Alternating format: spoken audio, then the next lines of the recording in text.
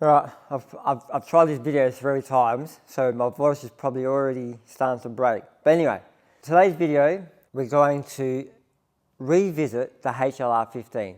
Now, this is not the same machine that I've reviewed in the past. This is an updated version. So if you've seen my reviews, you will know what I'm talking about in regards to how many problems I had with this machine. If you haven't, well, you might want to check those out. But in short, this machine, not this machine, but my HLR15 got sent back twice. And on the time, I said, enough's enough. What are we going to do? I was at the point where I was give my money back, give me a quarter machine.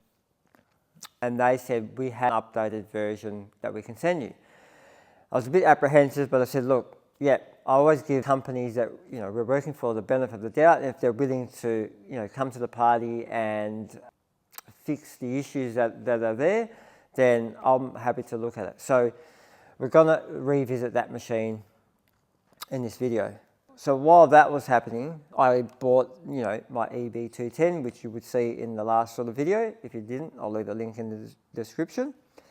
And you will notice that I did make mention that I like this so much that I might go and buy their 15mm. So in comes the EB351.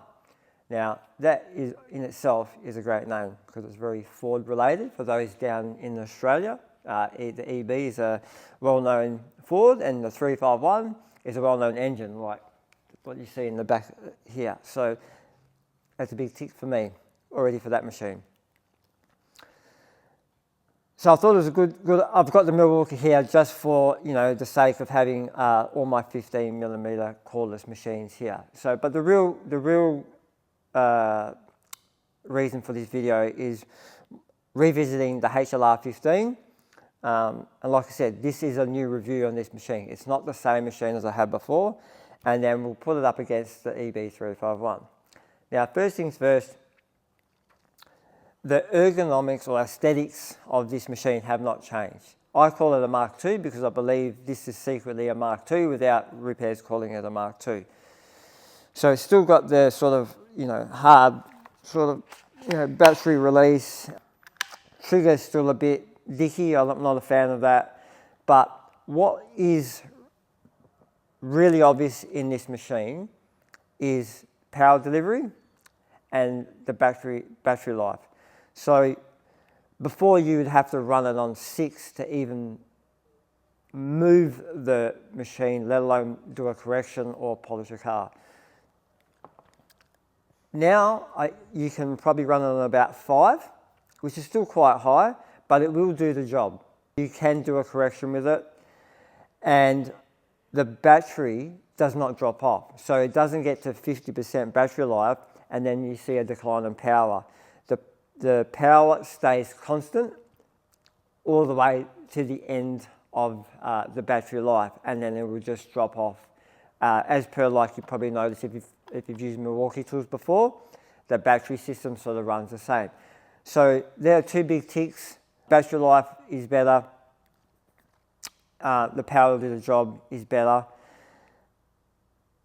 Where I think there's a trade-off but with increased power and longevity is a bit of the refinement. So that was always a very well balanced and sort of refined machine in terms of vibration and that. There was almost minimal to none.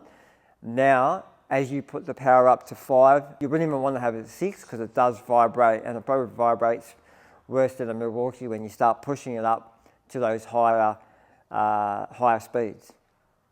So I think there's a bit of a trade-off there. They've obviously seen, that there's obviously something within that system that they can increase, but again, it might, decrease, the longevity maybe long term.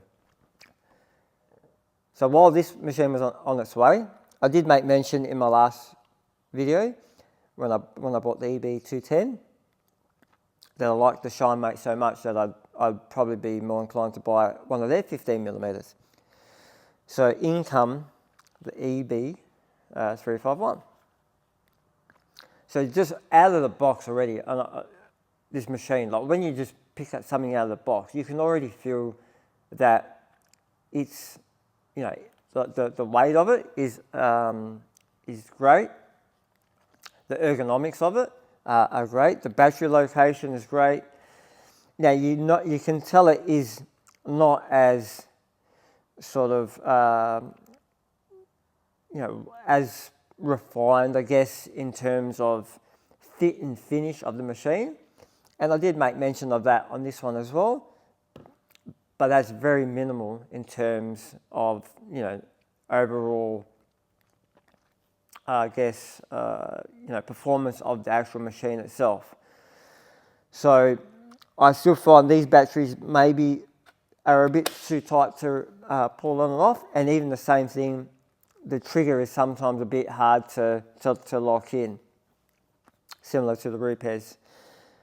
But overall, once you start using it, the balance on the machine is fantastic. For the value, for the price of the machine, which I think on sale, these are probably about just under $600 for the kit. And, the Rupes kit is about $1,650. So you can almost get 3 of these kits to, one of the Rupes kits. So value for money, it's hard to pass up. Similar in terms of power or terms of speed, I find you still need to run it on the 5, and this almost feels like you can do like a 5.5, and I always seem to feel like you've got to play with it a bit depending on battery life, but there's never a reason where I have to push it to 6. And even at the 5.5 speed, it is definitely a bit more, has less vibration, is a lot more refined than the Rupes. And it's definitely a lot more easier on the body than the Milwaukee tools. If you're running bigger batteries in the Milwaukees, obviously it's a lot heavier and they do vibrate a lot, and they are quite noisy. So this really compares great with the HLR15. I would say, usage-wise, I would still prefer to use this than that. But yeah, overall, it's a really great machine.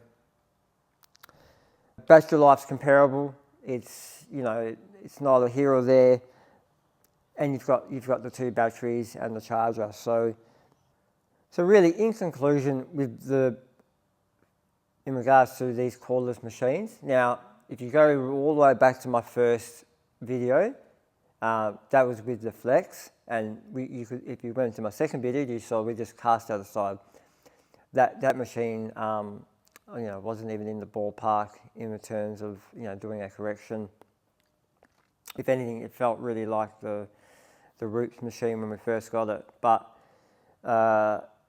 if you don't, and the reason why I've got the Milwaukee here is a lot of people use Milwaukee tools, and that's great. If you've already got Milwaukee in your workshop, your home, then that is a great, and if you're just doing some stuff on the weekend, you're not bothered by the vibration or the weight of the batteries or the noise, then that's a great machine just to add and have there.